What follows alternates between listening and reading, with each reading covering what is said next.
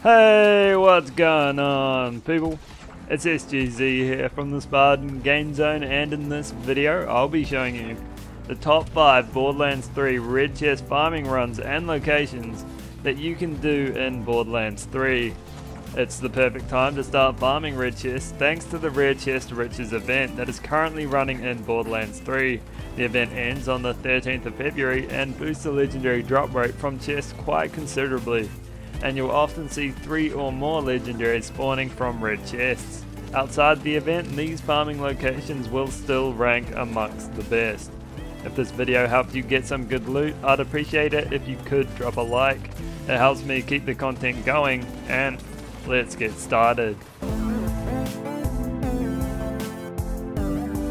Sitting at number 5, we have this chest located in the Meridian Metroplex up on the overpass.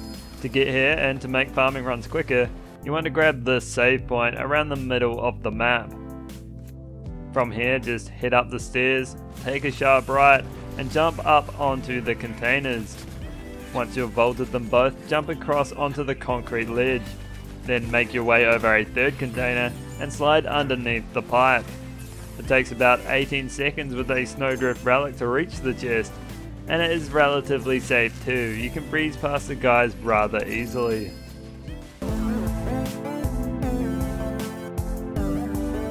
Moving on to number 4, and we have this chest just prior to the Agonizer 9000 boss fight. Now this chest takes a while to get to as you have to run through the entire guts of Carnivora, but once you're here it's easier and quicker to farm than the previous one. That's because, as you've seen, all you need to do is jump down the elevator and make your way to the chest, either by jumping on the roof and dropping down the hole, or making your way across the pipe, the latter being the fastest method.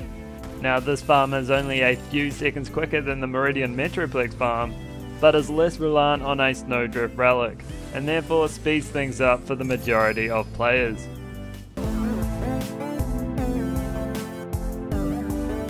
Number 3 brings us to Floodmoor Basin, in particular the Reliance fast travel point.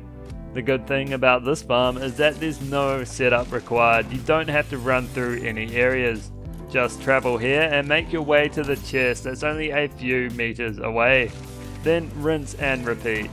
It's the most straightforward farm out of all of them in this countdown, and for a save and quit farm it is also the quickest, although it still involves just the one chest.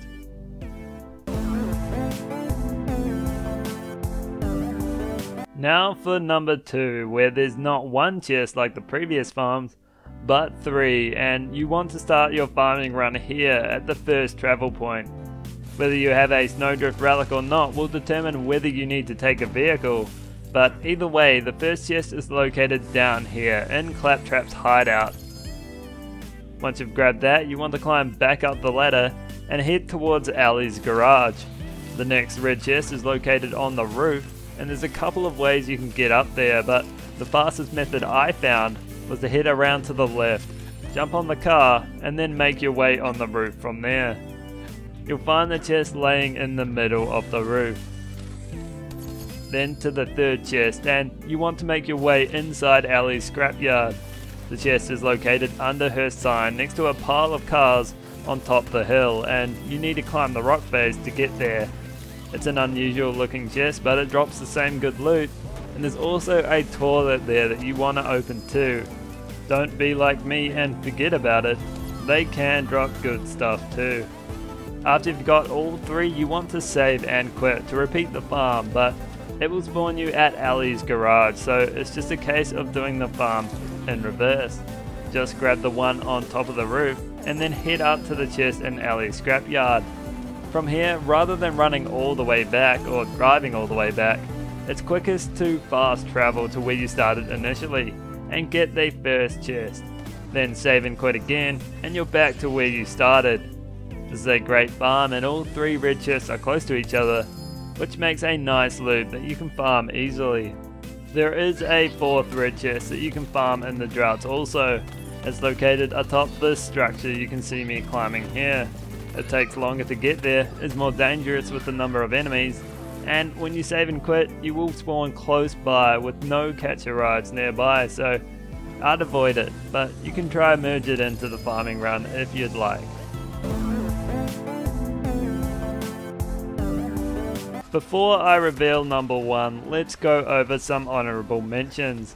These are red chests that become available at the end of boss fights. The first boss fight is the Rampager, who is easy to kill provided you have an Unforgiven and a Shock Coil relic. All you need to do with this strategy is hold the Unforgiven in your hand and ground slam next to him. This should kill him in no time. After you've completed the fight, you want to head into the vault room where you'll find 2 red iridium chests alongside a couple of white ones. These chests are even better reward now thanks to the event, and you should make sure to open them each time you kill the Rampager.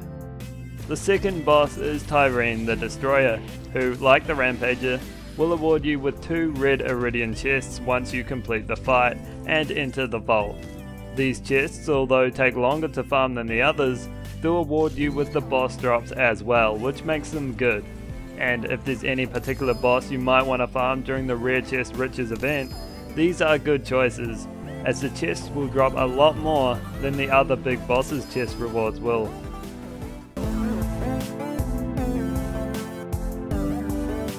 It has finally arrived, number 1. The number 1 red chest to farm in Borderlands 3 is the red chest you get from completing the Cistern of Slaughter, but don't worry, you don't have to complete it. I have another video up on it if you'd like to check that out in more detail, but all you need to do is start the round, and then make your way to the left side of the arena, and position yourself between the wall and the rock face. This will cause you to fail the round, but it also opens the way to the otherwise closed chest, allowing you to open it. There is no need to save and quit, you can open the chest multiple times, but it does get more difficult to open as the chest and items spawn on top of each other each time you open it. The chest doesn't despawn. Either way, this is easily the best red chest farm in the game, and will have you rolling in loot for the weeks to come. So that's all for this video. I hope you enjoyed it and it gave you some options for which red chests to farm during the event. If it did, consider dropping a like or subscribing, and I'll catch you in the next one.